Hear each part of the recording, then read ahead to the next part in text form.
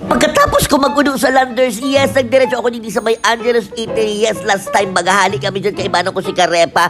Nagpalawas sila ng 35 na putahe. And yes, nagbalik ako kasi igwaman talaga sila mga putahe na irresistible. Babalik-balik mo, lalo na nigado. Sarong platito na lang pati ang tada kayan. Kaya jackpato man talagang naabutan ko pa. Munggawa na maray, and bako lang yan, nigado na yan ang masiram dyan. Uyang pa, inaapon na kumba. Nakakasala. Nasuya ako na sobrang gutom ko talaga pagkatapos ko magudo. Mayo na naman lawgan sa Kuyang Tulak. So kaibuan, kargahan. Laga naman na in charge sa Kuyang Tulak. Saktong-sakto. Ining sa Angelo's Eatery. Talagang makrave ka man talaga. Ang magayunong pati sa inda. Ang magas. Ang magas tinda. NFA. Charing. Jasmine yan o Tiger. Nakakaloka. Pag sabi ko ba si Ramon magsabaw-sabaw. Nagpaluwas na si ating sabaw tapos tinuguan. Si Ram siya na kaya. Basong-basong na naman si Akla.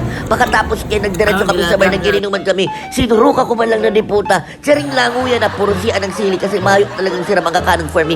Pagbako siya maharap, promise daw nga ni cake nilalagang kong sili.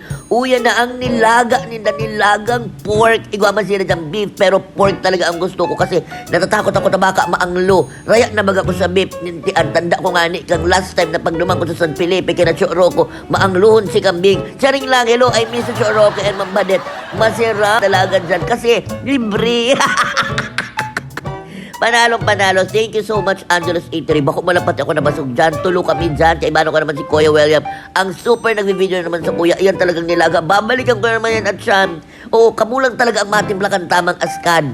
Nilagang ko yan yung patis tapos sili. Okay na yan. Manang limon-limon tabongga na. Basag-basag naman si Akla. Nagpalibre pag Sprite na di puta. Thank you so much, Angelo's Eatery. Sa laog lang ang bus terminal. Let's go!